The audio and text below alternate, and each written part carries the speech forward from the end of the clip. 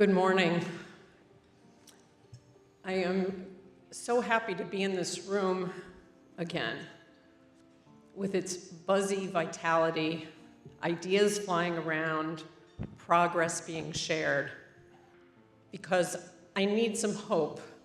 I need some inspiration, besides from Dan, who is very inspiring.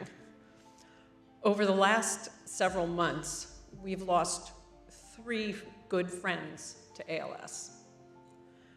First, Eric Dane. He died in January at age 53, leaving behind 2 young children and a hugely successful acting career. He was diagnosed with ALS in the spring of 2025 after having symptoms for over a year. Known as Dr. McSteamy for his longtime role on Grey's Anatomy and more recently as Cal Jacobs on the series Euphoria, Eric used his public platform to join the fight for ALS awareness and ALS cure, even appearing in a TV show, Brilliant Minds, as an ALS patient. Eric became a friend of Dan's and a board member of Target ALS. Second, Leah Stavenhagen. She died in February at age 35, leaving behind her husband Hugo, mother, father Jeff, who may be in the room, but I know will be here, and 2 sisters. Leah was diagnosed at 26 and lived with ALS for 9 years. Leah, who I met at a previous annual meeting, she was a force in the ALS world and in general, creating her ALS story, an organization to bring young women with ALS together for strength, for support, for community. There are now 150 members worldwide. She continued to travel throughout her illness, which was a passion of hers. Before her diagnosis, she loved to dance and swim. She wrote a book called I Would Love to Dance Again. Third, Judy Crystal. She died in February at age 76, leaving behind a loving husband of 50 years, 2 adult children, their spouses, and 6 grandchildren. Diagnosed just last November, she lived for a mere 4 months. She was also part of my extended family, mother of my first cousin's wife. She had a gift for making people feel loved and cared for. A speech and language pathologist, her own speech issues were the symptom that led to her diagnosis. She didn't even have time to get involved in the fight. Though her grandson, Micah, rode in the New York 5-borough bike ride with me on Sunday to raise money for Target ALS. And there are more.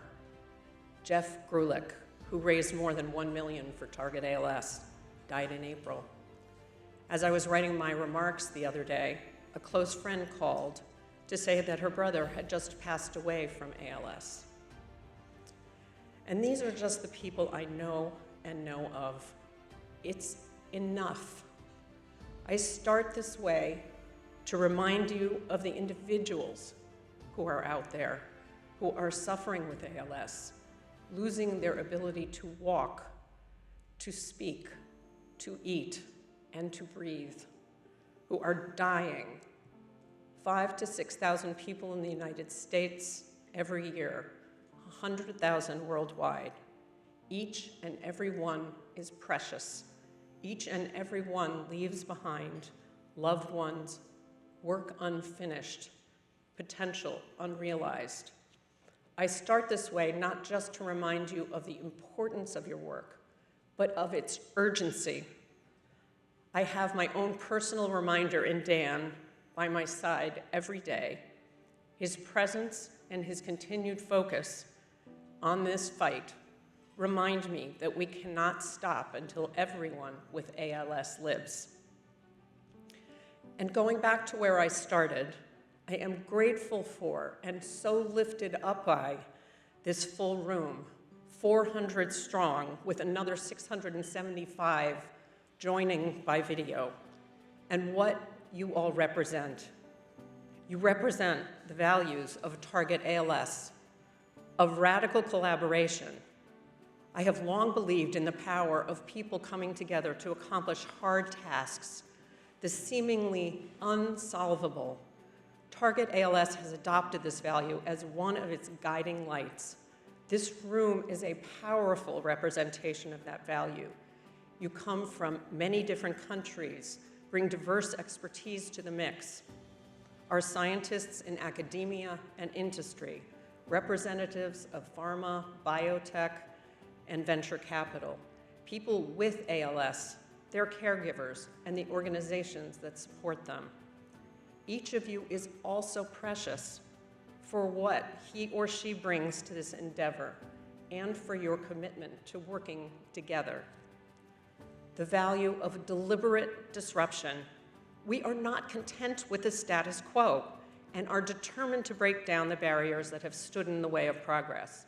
You all carry the DNA of that value into the world, coming together to look for new solutions in new ways, developing and using technology, crossing traditional boundaries. And the value of impatient optimism. We are not waiting hopefully for discoveries, but pushing ourselves and you to pursue the breakthroughs that will save lives. What you are going to present here over the next few days is the next installment of that drive that will fuel our optimism and catalyze more new ideas, discovery, experimentation, and hopefully move new drugs to clinical trials and to people.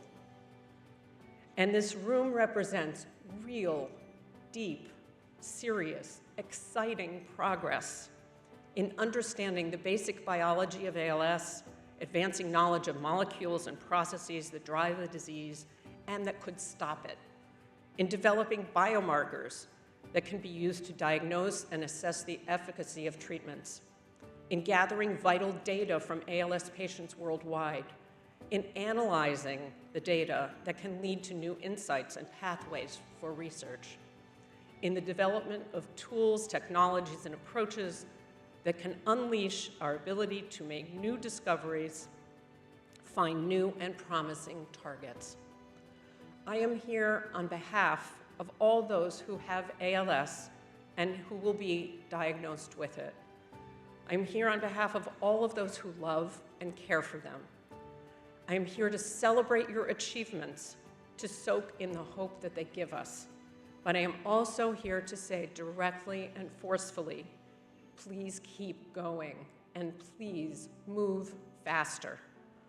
All of you, disruptors and collaborators, we are very, very impatient. Thank you and have a great few days.